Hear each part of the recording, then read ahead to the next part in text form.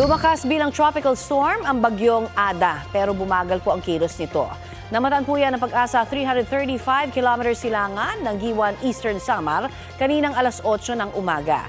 Taglay nito ang lakas ng hangin na aabot sa 65 km per hour. Nadagdagan pa ang mga lugar sa Bicol Region na isinailalim po sa wind signal. Tumutok po dito sa Balitang Hali para sa 11 a.m. bulletin at bagong listahan ng mga lugar na may babala. Base po kasi sa pinakahuling forecast track ng Pag-asa, posibleng lumapit ang bagyong Ada sa Eastern Samar at Northern Samar bukas at sa Catanduanes naman sa darating na linggo.